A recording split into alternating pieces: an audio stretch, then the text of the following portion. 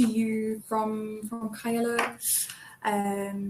We're looking very forward to spending the next hour with you talking about how to build beautiful relationships at home and at work. We're going to be starting at 3 minutes past, just to allow people to log in.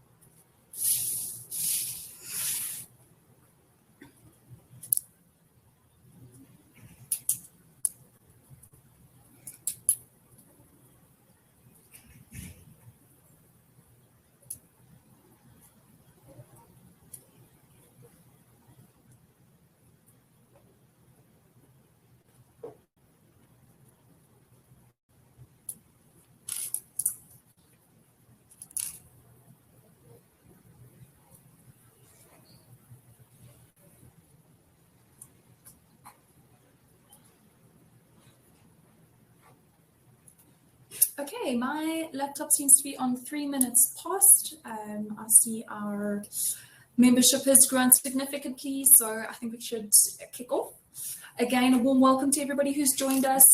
Thank you for joining our February edition of our monthly live webinars. We're going to be talking a little bit more about building beautiful relationships at home and at work today. Your facilitator, for those of you who don't already know her from the January webinar, is Tracy Helps. She is a clinical social worker and a consultant for Kaelo. The topics we're going to be talking on are defining a healthy relationship. So Tracy's going to tell you a little bit about how to define a healthy relationship. We're going to look at the continuum of healthy relationships and where on the continuum self-actualization sits, the optimum point at which a relationship you hope would be, how to build that self-actualization, and healing through relationships. During the webinar, we're also going to be doing 1 or 2 Slidos or phone interactive surveys with you. So if you do have a camera phone ready, alternatively, I will also pop the link to take part in the survey during the presentation onto the chat box as well, just to keep it fun and interactive. Yeah, sit back, relax, and enjoy. Thanks, Trace.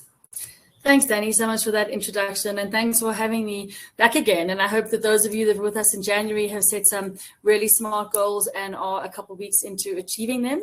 Those of you that weren't with us in January, thanks so much for being with us this month, and hopefully we can have some conversation that enriches all of our lives and moves us just a little bit closer to that ultimate goal of self-actualization. So as Danny said, we're going to have a look at what relationships are and how do we get to this wonderful place that most of us are looking for, which is this genuine self-actualization, and if you want to put that in plain English, just living our very best lives. So to kick that off, I'd like to frame this very definitely not just in the context of our romantic relationships. As soon as someone says relationships, we all tend to think of our boyfriends and girlfriends and husbands and wives, or ex-husbands and ex-wives, but it's way beyond that. It's not just your romantic partners. When we talk about a relationship, it's any time that you have a meaningful human connection with another person. That can be your children, your parents, your siblings, your extended family. It certainly includes your friends. Many of your friends may be closer to you than your family. Your colleagues are often closer than your friends or become your friends. We all spend extended periods of time with our colleagues, and those can become very close and very powerful or very damaging relationships. our genuine associates around the world, and then our community relationships. And these are also not to be underestimated. Your community relationship is the guy at the Seattle coffee where you stop every morning, or the mom at school who drops the kids at the same time as you do every day. And you're not going to be what I would call house friends and invite them out for dinner, but you do spend several minutes every day talking to them, and they're an important part of your social network and very often your social support system. And I think for many of us, we became acutely aware of how powerful those relationships were during COVID, because suddenly we didn't have them anymore. We didn't chat to our favorite petrol attendant or get coffee from our favorite coffee guy or bump into that mom in the car park or whatever your personal dynamic is. We lost those general community relationships. I know for myself, I have a mom around the corner from me, and I've been living near her for a long time, and our kids have gone to school together for a long time. And every morning, drop our kids at roughly the same time, and we go to Seattle and we have a coffee. And when that relationship was removed from my life because of COVID, I desperately missed it. And one day, suddenly woke up and thought, why am I so grumpy and irritable? It's because I hadn't offloaded. I hadn't told my story for the day to somebody yet to actually listen to me. And we had to kind of have these COVID coffees on the pavement just to make sure we didn't lose that connection. So never underestimate the power of all of the relationships that you have. And as you sit here, I would really encourage you to start to think, what kinds of relationships do you have? Your partners, your kids, your spouses, your siblings, your friends, your colleagues. Just get in your mind, what are the depths of relationships that you have in your life? I want to start with just evaluating these relationships. So I would call this a relationship audit. I want you to think through all these relationships, your romantic partners, your siblings, your community relationships, all of them.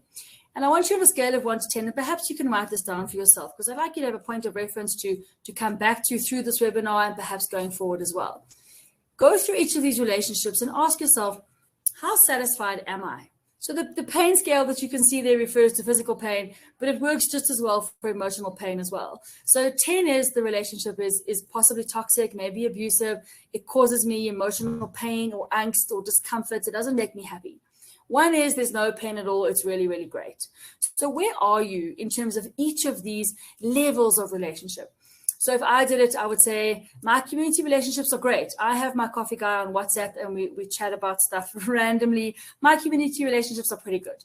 My family relationships are not as good, perhaps. There's some pressure on those. My extended family relationships as well. My romantic partner, that's really strong. So you can kind of look through these relationships and go, where do I score? I want you to get a point from which to start to work forward. And you can have access to this presentation afterwards and come back and do this more in depth and more in your own time afterwards as well.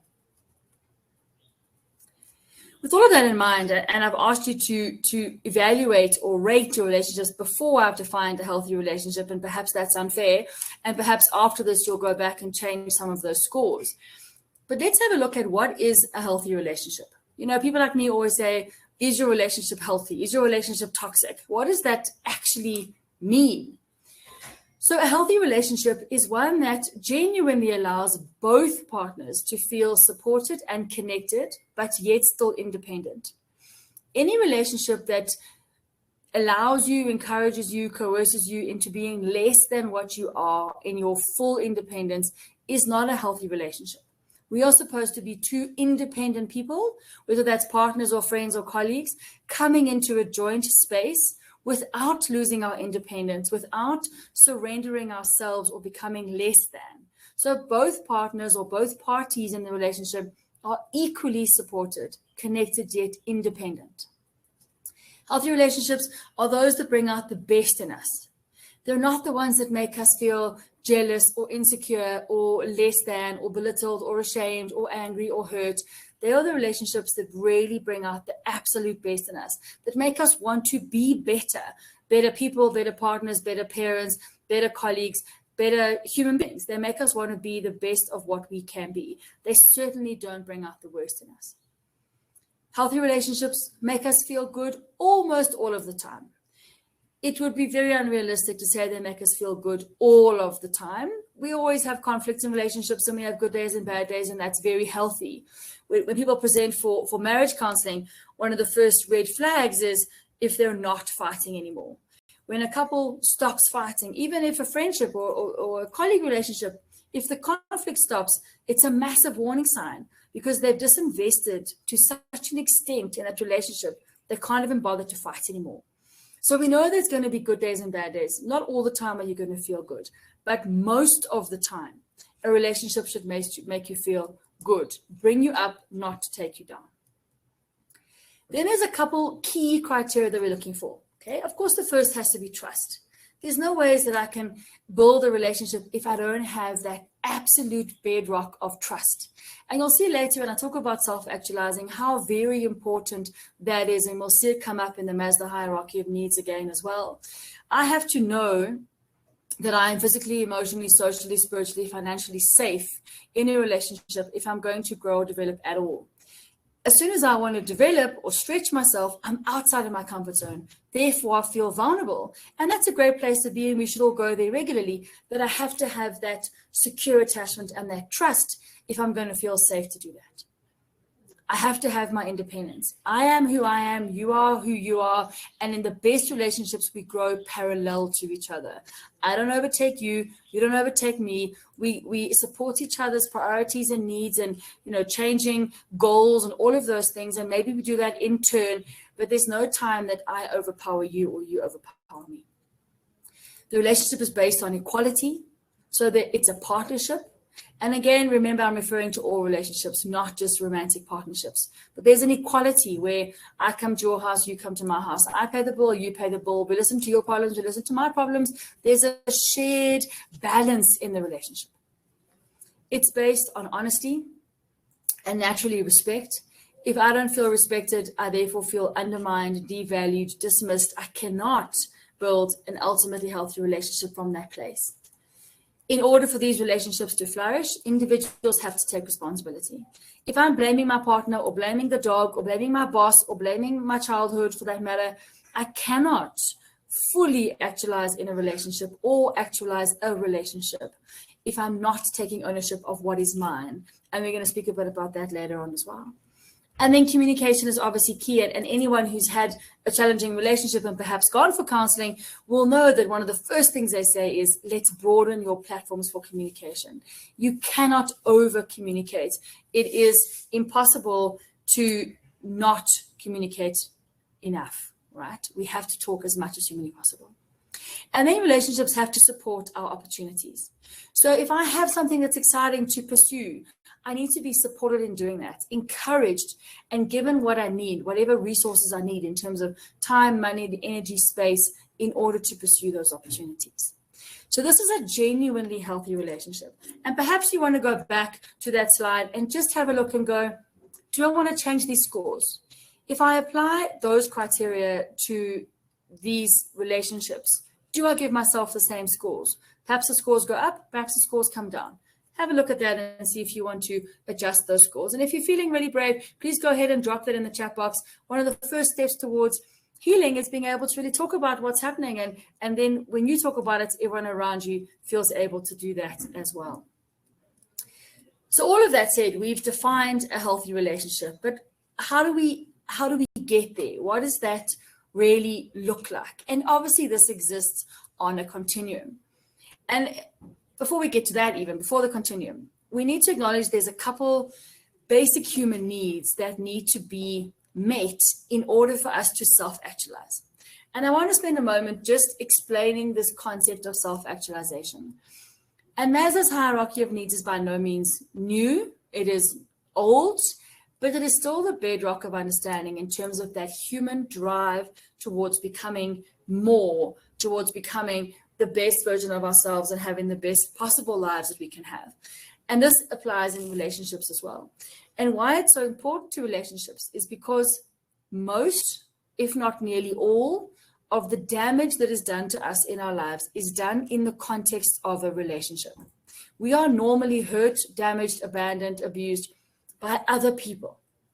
So in order to genuinely, ultimately heal from that, it has to be in the context of a relationship. I cannot heal relationship damage outside of a relationship. I can get 80% of the way, but I can't get all the way.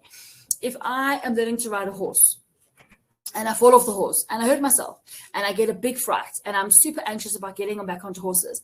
I can heal the broken bone. I can get over the fright. I can process the trauma even, but I cannot get confident riding a horse again unless I get back on a horse.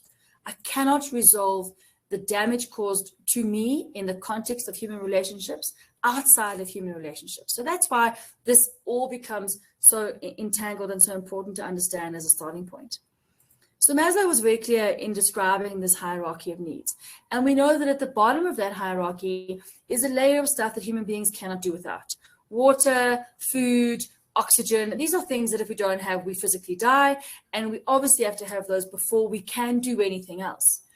Now, this again, unfortunately, becomes relevant in the context of many relationships because sometimes people are dependent on the relationship to have those very basic physiological needs met. If I am unemployed and being supported financially by my partner, it adds another layer of challenge if I want to leave that relationship. So we have to make sure that these basic requirements are met before we can move towards self-actualizing. I cannot build a beautiful house, my dream home. We've all got those, right? And you can probably sketch it for yourself on a piece of paper while I talk, and perhaps you should even do that. What is your dream home? Now, if I'm building that, I cannot do it without a rock solid foundation. I might get halfway there. I might get all the way there. I might even put the roof on, but at some point it's all going to fall down. The first time there's a flood or a strong wind or a bit of a earth tremor, the whole thing's going to fall down. And that is true of our emotional well-being as well, and certainly true of self-actualizing. If the foundation, if the bedrock is not solid, we cannot ultimately self-actualize. So we've got to take care of those basic needs first. Then we have to look at our needs around safety and security. And in our modern lives, this relates mostly to employment. Do we have enough financial resources to secure ourselves, to do interesting things, to live in a place that's safe enough to provide for our families and those we care about? Do we have enough safety and security? Can we physically protect ourselves and provide for ourselves? Again, it's probably starting to make real sense to you that we cannot move forward unless these things are firmly in place. If somebody is living in a toxic or certainly in an abusive relationship, they are not secure nor are they safe. They cannot move forward. Time and time again in my counseling practice, people will present and say, I want to self-actualize, I want to move forward, I want to resolve my issues. And you go, okay, tell me your story. And they, at some point in that story, describe a very abusive or toxic relationship. You can't work on the self-actualizing until you resolve the relationship, because it's always going to hold you in a place that doesn't allow you to move forward. Then we get to that first layer of social requirement. And you'll see that it's pretty close to the bottom of the triangle. And again, we know, all of us from our personal experiences through COVID, how fundamentally important personal attachment, intimacy, belonging, friendship. We know that broken attachment is what we call the original trauma. If I have a broken attachment in my childhood, it's my original trauma. And it has very similar consequences to adult trauma. In fact, it has significantly more severe consequences than adult trauma. We have to have that bedrock of, I am emotionally, socially safe. I belong here. I have a base. I have a network. I have a tribe. I have a family. I have a unit. And when I have that absolute bedrock and I feel completely confident and emotionally, socially safe, then I'm able to start to launch myself. And that's where the esteem and the respect of others starts to become a factor. If I don't feel that I have a bedrock from which to launch myself, how do I start to do that? It becomes nearly impossible. If your childhood or your historical relationships have eroded that belonging or never given it to you in the first place, that's the point at which to start this work. And often we do it back to front. We go, okay, I've got this friendship or this romantic relationship or this colleague at work, and I really value the relationship, but it's a bit of a mess, and I want to fix the relationship. And even the therapist will go, okay, let's work on the relationship. But we can't fix it because we haven't fixed what's underneath it. So the starting point is, let's have a look at your attachment, your sense of belonging and security and intimacy. Then we look at our confidence. Based on that, we can start to achieve. We can start to build respect for ourselves and the respect of others. We can build our self-esteem. And only then, when I am a confident, independent, achieving adult, in the fullest sense of that word, am I able to move forwards towards self-actualizing? Because self-actualizing means being spontaneous. It means reaching into your best life. It means being creative, trying new things, and not just painting a beautiful picture or writing a poem. It means trying different careers, trying different ways of problem solving, trying different activities and interests and hobbies, and really stretching your life to its absolute maximum. That is what self-actualizing means. You can now obviously see there's no ways that I can do that. I cannot be creative if I'm hustling for dinner. So we've got to build from the bottom up. And if you listen to this thinking, I don't have these layers in place, that's the point at which you reach out. And again, you can say to yourself, all right, let me look at this triangle. Write down for yourself, where are the blocks for you? Where are the gaps for you? And as we go through this, you might start to see those patterns as well, because that's the point that you can reach out to Ask Nelson if you have that service, or to any providers around you that can assist you with starting to get this process going. All of that said, and understanding what human beings need, let's have a look at this, what I call a continuum of healthy relationships. Okay? And obviously we start with abusive relationships and we end with these wonderful healing self-actualizing relationships, which is where all of us naturally and obviously want to be. And there's a couple different kinds of relationships along the way. So let's start with abusive relationships. Now, we know that in our South African context, unfortunately, abuse in the household, male to female, female to male, we're not going to have that conversation today, but we know that domestic violence is rife, gender-based violence is rife. We can consider that certainly a pandemic equal to COVID, if not excessive to COVID. So we know this is a real problem. Now, what is an abusive relationship? Any relationship in which you are being controlled, forced, coerced, manipulated, threatened into doing anything that you wouldn't normally choose to do. And this can be emotionally, physically, financially, sexually, or in a cyberspace, whether that's controlling your phone or tracking you through your device or managing who you talk to. There's lots of ways to do that. Stalking you in a cyberspace, any of those platforms, emotional, physical, financial, sexual, cyber. If you are being controlled, coerced, manipulated, you are in an abusive relationship. This normally goes along with high levels of jealousy. You can't go here, you can't go there because it makes me feel insecure. And as soon as a controlling person starts to lose that control because you've built your independence, or you've gotten educated, or you've saved some money, or you've gotten some help or some perspective, their controlling will nearly always increase, as will their jealousy. Because behind this, for the abuser, is deep-seated insecurity and probably profound damage for them. And the only way for them to feel okay is to control and abuse and coerce and manipulate. They will nearly always isolate you, because if you're not isolated and you're able to reach out to people, you'll get perspective. You'll realize that this is not the norm. And I had this conversation this morning in my counseling practice. A father reached out to me. In fact, a stepfather reached out to me, and his wife, so the mother of the child in question, is abusing this child. And this child is now an adult, but has no perspective whatsoever. This relationship is not 100% normal. He thinks that being punched with a fist by his mother is 100% normal parenting, and really has no perspective. And we could extend that and call it Stockholm syndrome, where you start to identify with your captor. So that's the dynamic that isolation creates. It makes me believe that I'm in a normal situation. Then there's very unrealistic expectations. You've got to be perfect dinner, perfect outfit, perfect income, perfect everything all the time. You can never get it wrong, because if you do, it's a trigger and an excuse for me to be abusive. It's always the victim's fault or the survivor's fault. The abuser will never take responsibility for the behavior. So the blaming, the denial, lots of cruelty, lots of threats. If you don't behave in the way I want you to behave, I will break your treasured possessions. I will harm your pets. I will publicly shame you. I will put revenge porn on social media. I will humiliate you in some kind of way. And then just a lot of fear. I can't be myself. How can I self-actualize if I don't feel safe? Never mind physically safe. I don't feel emotionally safe. I don't feel that I can make choices without unpleasant consequences. So these are now abusive relationships. And if you're sitting here and you tick either one of these boxes, or you're thinking about somebody else who ticks one of these boxes, reach out today and just evaluate the relationship. You can make the next layer of choices later. But this is not a relationship that anybody wants to be in, or deserves to be in, or should be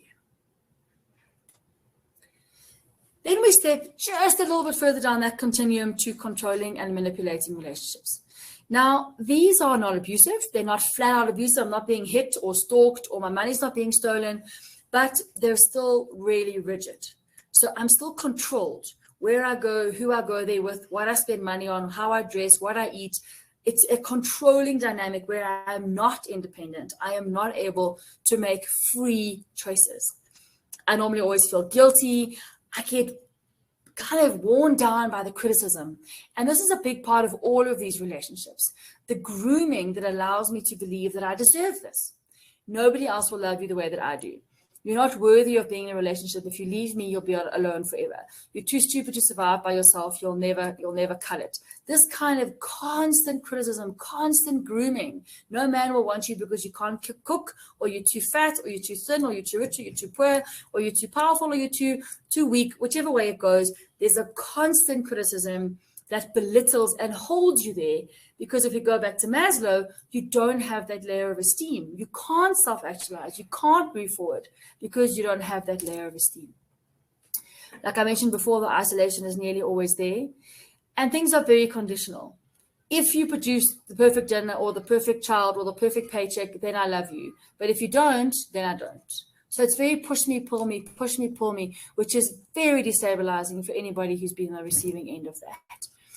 Lots of restriction and lots of inequality. One party is clearly in charge and the other is being controlled by that person.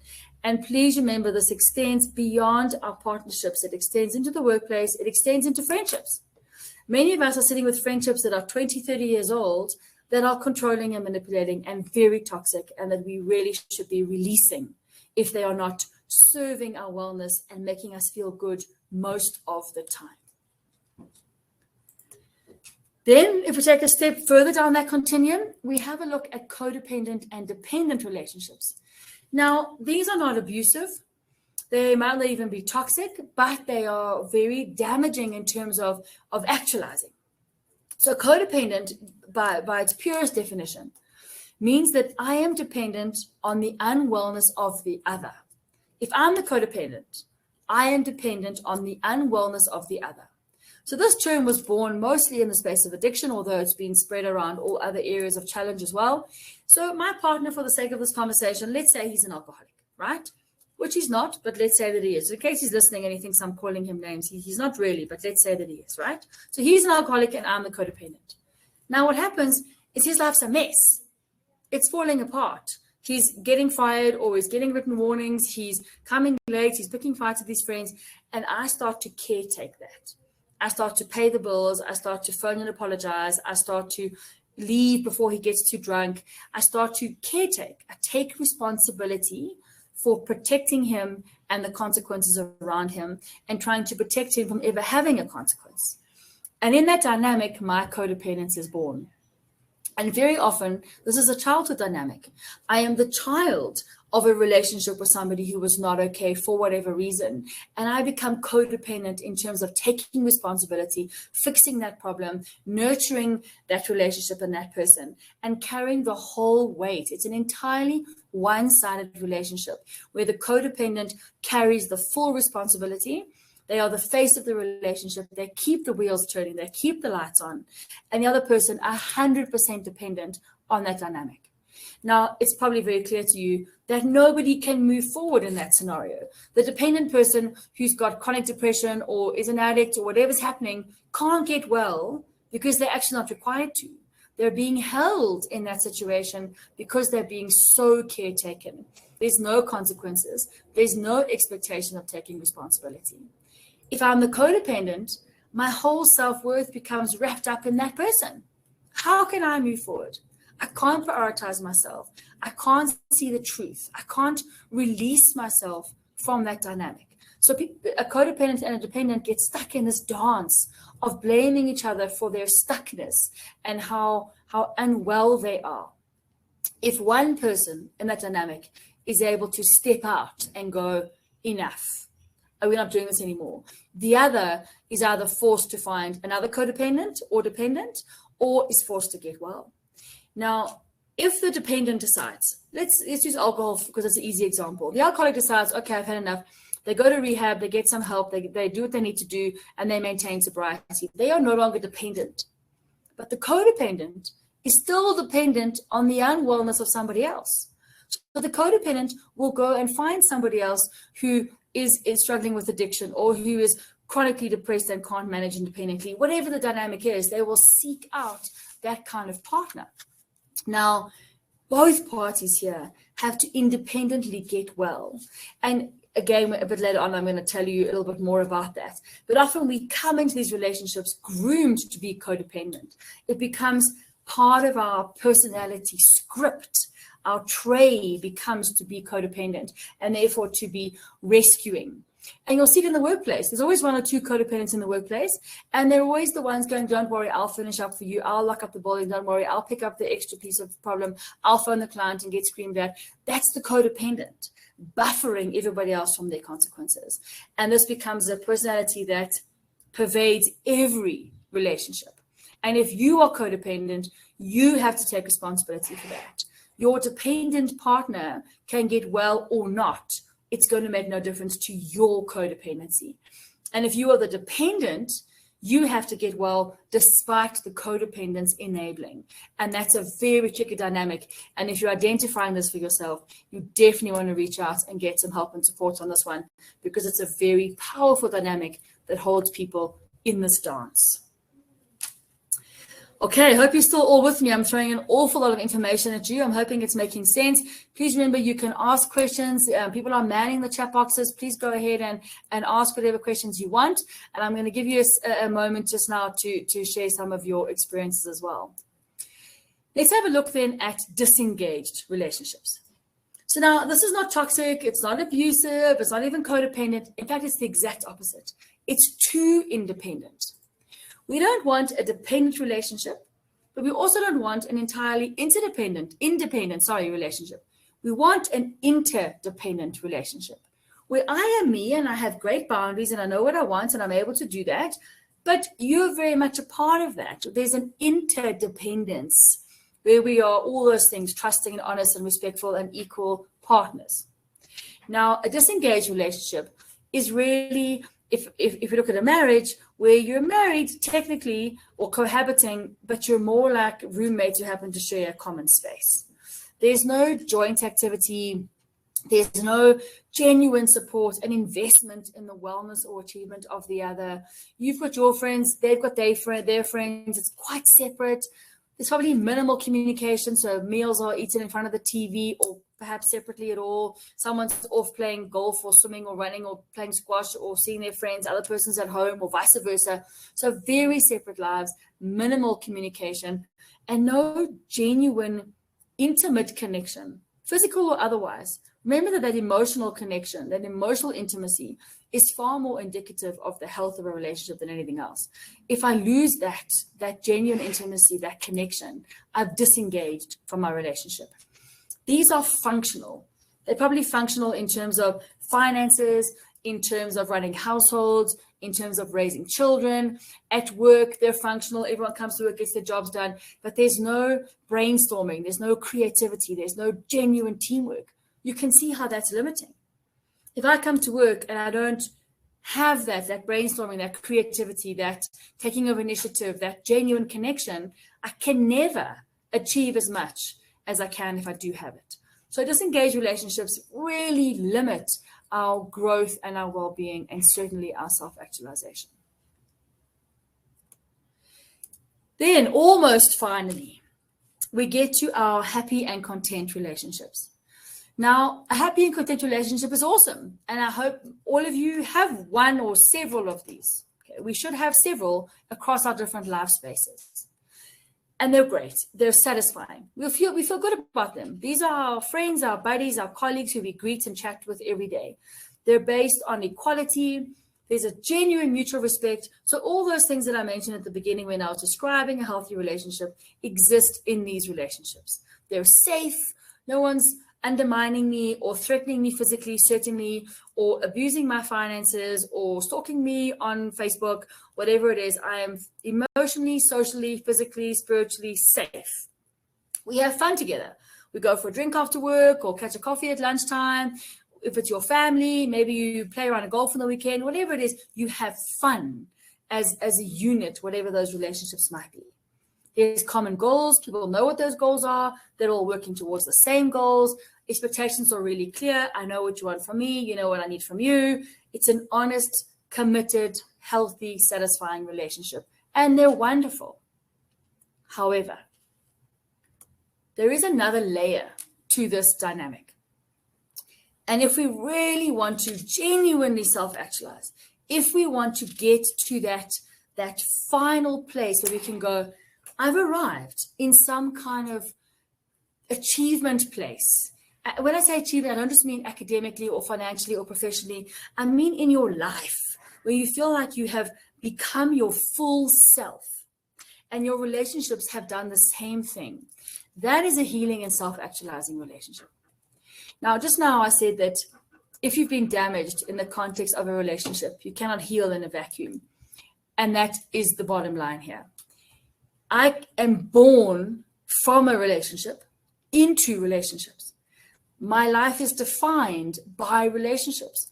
I am raised in a family unit made up of relationships, regardless of what that family unit looks like. Even if you're raised by a single parent, I have a relationship with that single parent, perhaps with siblings or with aunties and uncles or grannies and granddads. You are born into relationships, raised in relationships, socialized in relationships. And our greatest damage and our greatest healing is done in those relationships. Now, a genuinely self-actualizing relationship allows you to heal those old wounds. So it's safe enough that I can be vulnerable enough to say, I'm not 100%. And as a clinician, I don't believe any of us are 100%. We know from development psychology that human beings are born and they start to develop the second that they take their first breath. And we stop developing the second we take our last. There is no point in our lives that we are not developing. So yes, our childhoods come with the most rapid and intense process of development. But post 25, when we're supposedly adults, we still develop pretty intensely. And that last final phase of development, which starts when you become conscious that you are dying. So if you die in minutes or in hours or in weeks or in months, that is how long that final phase of development will take. And in that final phase of development, you review your life and you look back and you go, am I satisfied with my life? Did I get where I wanted to go? Did I become who I wanted to be? Did I do what I wanted to do? And that become who I wanted to be is probably the most important of those questions. And when we're in these relationships, they allow us to heal those old wounds. And I'll talk about this a bit more later as well. But if we come out of our childhoods a bit insecure, lacking confidence, struggling with trust, whatever it is, we're able to resolve those wounds and heal them in the context of our relationships. They afford us good insight because healthy partners or friends or colleagues tell us, hang on a second, you're not so great at that. In fact, my colleague an hour ago said to me, Trace, you're a bit of a dinosaur. You need to brush up your technology skills. So that's insight, right? Maybe not the kind I'm talking about right now, but she's a good enough friend to say, you've got some gaps. Let's fill them up, okay? So that's what I mean by healthy relationships allow us to actualize because they give us a platform from which to build insight. They give us this bedrock of attachment. Remember that I said that broken attachment is the original trauma. If we break attachment, then we really come into the world feeling quite insecure, really not quite sure what to do with ourselves. So when we have these really strong partnerships or really strong friendships or sibling relationships, whatever it is, that attachment allows us to boost ourselves and to launch into self-actualizing. Obviously, love and acceptance. If I feel accepted, if I feel I'm good enough, always, I don't have to achieve something, do something, be something, I'm enough. Then I have the confidence to stretch that.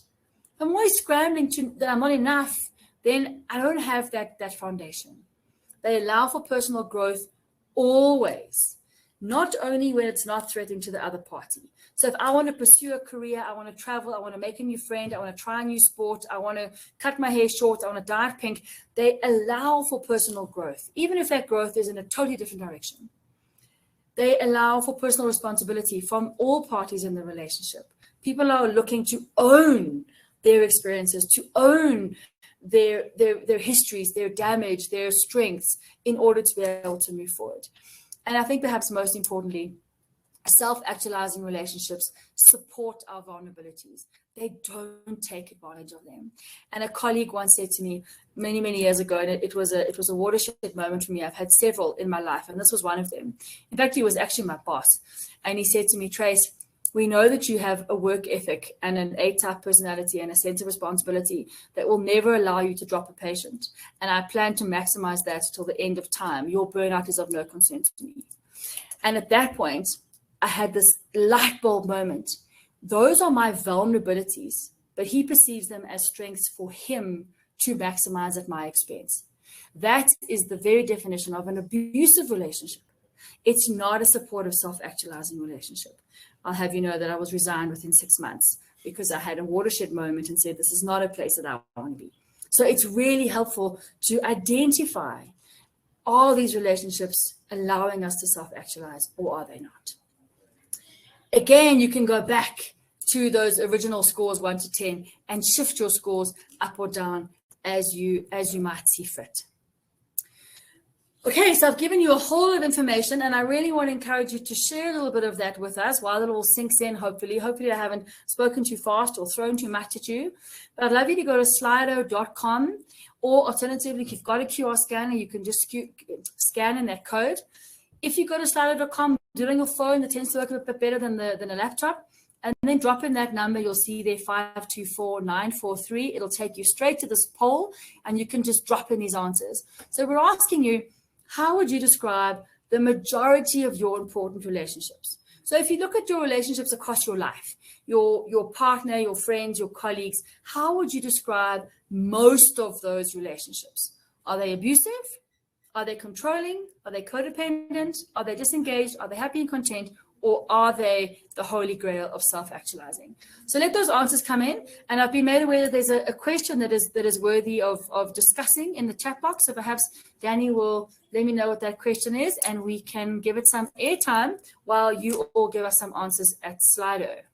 Thanks, Trace. Yeah, I mean, from me, all these different continuums and the explanation of the continuums has really given me perspective on where I place relationships in my own life on that continuum, and how to manage those according to where they're sitting on the continuum, including the relationship I have with myself. So that's been quite a watershed moment for me. So yeah, Trace, we've had quite an interesting question here. I'm going to keep the lady anonymous. But her question is, what if your boyfriend cheated on you and therefore you're now jealous and check his phone continuously? Are you then an abuser? Okay, so I'm not going to ask the person in question in respect of their anonymity, but my answer would differ, but depending on whether it's a current boyfriend or a previous boyfriend. Given the way the question is worded, I'm going to go with the fact that it's a current boyfriend. So what happens in a situation like that is, assuming it's your current partner, and perhaps even assuming it's your previous partner, and I will give one proviso to that in a moment, that if it's your current partner, your trust has been broken. And the thing with trust is it breaks globally, but it builds incrementally. So if you cheat on me, I don't trust you in any area of my life. I don't trust you with my money, to drive my kids, to look after my dogs, to pay a bill for me, to buy me the right size shoes. I don't trust you full stop, right? You've broken that. But it builds incrementally. So first I trust you to do the grocery shopping, then I trust you to not waste my money, then I trust you to drive my kids around. It builds slowly and incrementally, but breaks quickly and globally. So if the trust has been broken and you are now stalking, if I may use that word, your partner on his cell phone or checking it consistently, that for me is an issue of trust. I don't think it is currently abusive, but if I may, I think it could become abusive. In this scenario, you've really got a couple choices. You can say to yourself, I really want to get over this and I want to stay in the relationship, but you've got to ask yourself, can I? Wanting to doesn't mean that you can. Or you can say, I don't want to get over this. I want to exit the relationship. Or I don't want to get over it, but I'm going to stay in the relationship. If the infidelity is becoming like a whipping stick with which to constantly berate and punish and remind the partner of how not good enough they are and how angry you are and how much you don't trust them, it's stepped into abuse. Mm-hmm. You've got every right to be angry, to have your trust smashed to pieces, to take time to restore that. And the person who's cheated needs to offer up a lot of accountability and transparency and honesty and respect. And there's a process, a clear process. But if you can't get over it, even if you want to, if you can't, you got to have a look at the future of that relationship. Otherwise, yes, it does become abusive and definitely not self-actualizing. Just a quick proviso, if it's a former relationship where you experienced some kind of dishonesty or cheating, and you've carried that with you into a new relationship, that is yours. And that is then, I don't know if I would use the word abusive, but it's definitely toxic, it's controlling, it's manipulative, and it's not healthy or helpful at all. So if you've carried it with you, we understand why, but you've got to own that and resolve that. I hope I've answered that question. Perhaps you can indicate in the chat box if I have or I haven't. And if I haven't, let me know and I'll give myself another stab at it. Thanks, Trace. And then so this might be a good prelude to the next slide. But I got a question. What if you're too scared of any intimate relationships, but want to grow and achieve to self-actualize? How do we go about achieving that? Okay, so again, I have to make some assumptions because I don't know your whole history and your whole story. So if I get it wrong, please let me know and I'll give it another go. And this is also why you reach out for individual counseling and support, because I'm working in generic terms here. But what you're telling me is that you're frightened to engage in an intimate or meaningful relationship, romantic or otherwise, I assume. And I would immediately assume that there's some abuse of trust, significant break in trust, perhaps there's childhood abuse of some kind, or certainly a broken attachment. You've got to resolve that first. You can't, if we go back to Maslow's hierarchy of needs, I can't actualize even independently, forget relationships. I can't actualize independently if I haven't resolved my attachment or broken attachment or insecure attachments. So I have to do that first. So for me to say to you, you need to do 1, 2, 3 to help yourself get into meaningful relationships, I'm putting the cart before the horse. You have to go back, resolve your own issues around, and this is where I'm assuming, and if I'm wrong, please let me know, around trust, around safety and security, whatever it is, in order to allow you. My belief is that once those are resolved, relationships will become really accessible for you.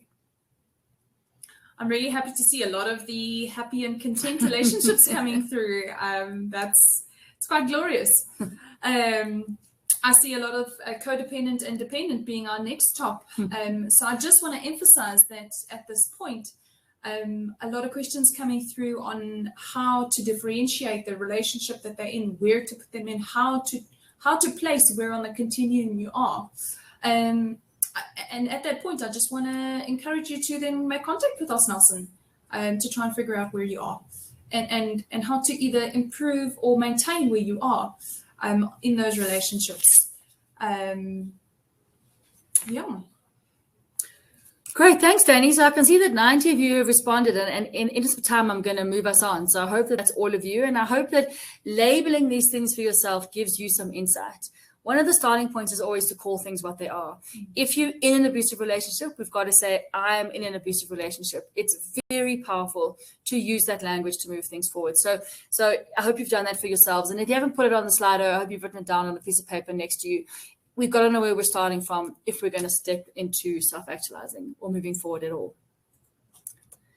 All right, so how do we do that? I've babbled on for a long time now about self-actualizing, and I've made it sound like the Holy Grail, and perhaps it is. But how do we actually do that? How do we actually move forward? At this point, it's probably no mistake to you that is about knowing yourself first. And Danny made reference to it just now in terms of a watershed moment for her. Our first relationship is with ourselves. If that relationship is toxic or broken or damaged, or your internal dialogue is hypercritical, you cannot self-actualize because your first intimate relationship is damaging, is abusive. So we have to know ourselves first. And Danny's point leads perfectly into what I'm going to say now. And that's really about understanding our own, what we call developmental deficits. In plain English, that means the gaps we come out of our childhood with. So none of us are raised by perfect parents in perfect scenarios at perfect times in the world. We all come out with gaps. And gaps, you can have one, you can have 1,000. Depending on the quality of your childhood, you'll have more or less. Now, all of our goals, mine included, is to raise children that don't need to recover from their childhood, right? That's my goal. Raise kids that don't need to go to therapy, okay? If we get that right, we've done pretty well. But even if we get that right, they're probably still going to have some gaps. Let me give you an example of mine just to make this more understandable. So I come from a high-achieving family with a very demanding father, very precise, very inapproachable, inaccessible, but with very high expectations. And his kind of mantra was either make enough money to pay someone to do something for you or learn to do it yourself. Don't ask for help. And especially don't ask him for help. So that was the script of my childhood, in fact, probably well into my 30s. And I had to unlearn that. And it took me into my marriage, actually. And I'm still not great at it. In fact, I'm terrible at it, to learn to ask for help. I have to unmessage myself and re-message myself every time I ask for help. It's like that. That's a developmental deficit. I wasn't taught how to accept support, right? We come out with deficits around trust, around taking initiative, around being independent. We come out with a lot of deficits, right? There's millions. This is a whole 5-hour conversation by itself, okay? And a reason to reach out to Ask Nelson and explore, what didn't I get in my childhood? Because now I carry that forward, and that becomes my unconscious fit. So we like to think that romantic relationships are all about flowers and chocolate and romance and candlelight, but actually they're about unconscious fit. So here I come along with my unmet need of being able to ask for help and therefore feeling mostly unsupported in the world, right? And instead of finding a partner or a best friend or whatever for that matter, who is able to remedy that, I find the exact opposite. So when they say we marry our mother or marry our father, they don't mean how that person is completely. They mean that one gap that you didn't get. Now you go and you find that person. And you spend a fair portion of your life chasing that person around, trying to get your need met. But you've picked the one person in the world that can't meet that need for whatever reason of their own. And even if they could meet that need, it wouldn't be good enough because it didn't come from mom or dad. So if you pick people that are easy to meet that need, you go through one relationship after the next, after the next, after the next, with the same kind of person. And you almost kind of take what you need and go, take what you need and go. Or you chase them around for ages and ages trying to get that need met. When we know what it is, we're able to heal ourselves. Know yourself first. Heal thyself first. We have to know how we are trying to get those needs met. So to this day, my husband pulls his non-existent hair out when I ask for help because he goes, just ask me. Because I'm really sorry. I know you're busy. I know it's an inconvenience, but I've tried this and I've tried that and I've tried that. And by the time I'm 5 minutes in, he's like, what do you want? Just spit it out. So I still don't know how to do it properly, right? And I'm 46 years old, I think. So how are we trying to get those needs met? We have to look at that. It's a skill set. Am I trying to get it met in a healthy way or an unhealthy way? Often we look for connection in drugs and alcohol, or in serial relationships, or in cheating, or in chasing money, or chasing possessions, or trying to be completely on our own. We try and get our needs met in unhealthy ways. And I'm sure you're seeing now this is really quite a rich therapeutic process that I hope all of you will engage in. We have to learn to self-soothe. My developmental deficits or my gaps are mine. I need to own them. I didn't get that from mom and dad. I'm not going to get it from mom and dad. That's past. That opportunity's gone. I can grieve, actively grieve, not getting that. I can resolve my anger and my disappointment. And if you've had a horrific childhood, perhaps it's your rage and your trauma. So it all depends where you are in terms of your life experiences. But you have to grieve that, release it, let it go. Again, a major therapeutic process. And then you're going to learn to soothe yourself. I can't coerce my partner. You see, we go back to controlling and manipulating. I can't control them because I don't have enough self-esteem or enough security, or vice versa. I can't be controlled because I don't have enough self-esteem and security. So we have to learn to self-soothe, meet our own needs, and understand our reaction to triggers. So we all move around the world with millions of other people, and those people are triggering. They do things that trigger us because they feel like our history of relationships, and we overreact. Let me give you an example. If you've been that kid that was left at school, sitting for hours waiting for mom or dad, and the caretaker's there and it's dark and it's cold and you're embarrassed and you're hungry and you're tired and he really wants to go home, but he can't leave if you're still there, and you wait and this happens all the time. If you're that kid and now mom or dad is late to fetch you from school, let me rephrase that. Now you're having lunch with a friend and your friend is late for lunch, okay? Now what happens? Your friend is late. Late is late, okay? We live in South Africa where there's potholes and load shedding. We're always late, okay? But in your head, you're going, this feels the same, but not really consciously. You're going, this is the same. No one loves me enough to bother being on time. I don't matter to anybody. Nobody respects me. My time doesn't count. I'm not important enough. That's the emotional dialogue that's happening. You've been triggered by something. Now, emotional pain is just like physical pain. If my knee hurts consistently and badly enough, I know there's a problem with my knee. Go to the physio, the chiro, the ortho. If I keep having these intense and painful emotional reactions, I'm being emotionally triggered. Go to the therapist. So knowing your triggers helps you to start to move forward. Now, I've babbled an awful lot, and it's probably time for me to remain silent for a bit. But I'd love to, before I hear that, see or hear a piece of your insight.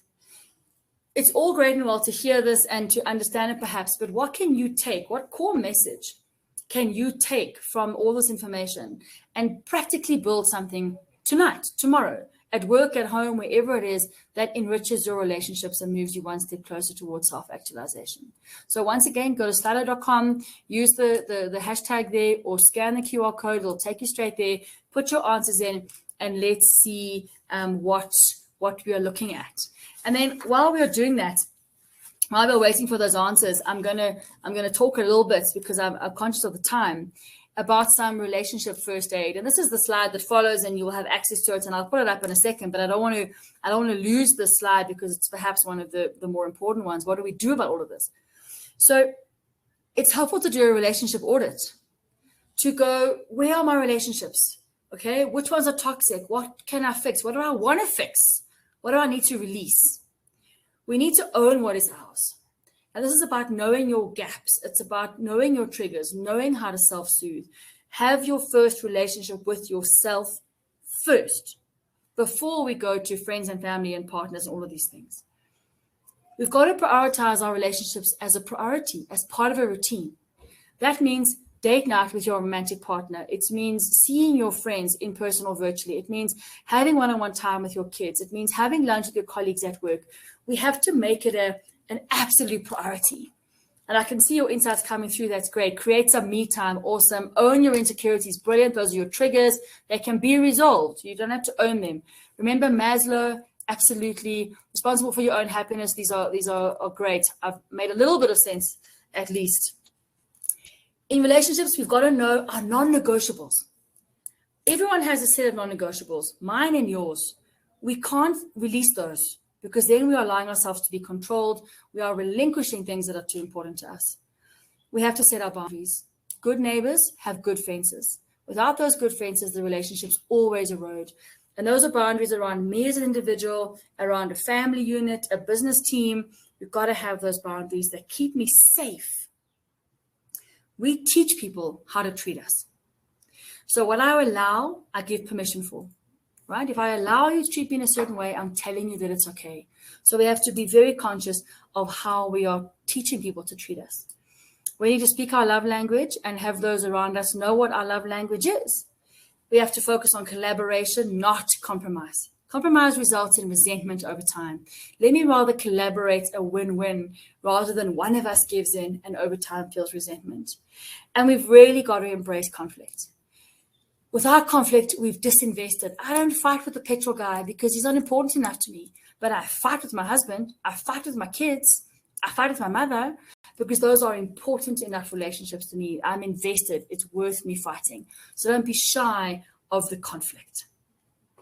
Okay, so I'm very aware of time and that we are on time. So I'm going to keep the slider running. And I think I'm going to hand back to Danny, and she is going to wrap up for us. At some point she will choose when to move on the Slido. She's telling me to do that now. So just to highlight some suggested reading for you, all of what I've spoken about comes from some or most of these sources. There's also a lot of stuff you can read around with attachment. I won't go through the headlines because you can see it for yourself. But if you want to take this further, reach out to Ask Nelson, read some of these books. You really can improve your insights and therefore your relationships.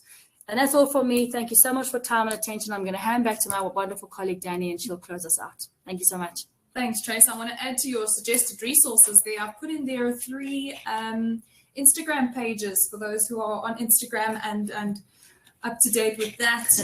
Are 3 gurus of mine, which I highly recommend you follow. They have awesome content on relationships and a wealth of knowledge to share in different facets. So the holistic psychologist is Nicole Pera. She's written a book on it and it's brilliant. Brené Brown is my all-time life guru, and she unpacks vulnerability in relationships and with yourself.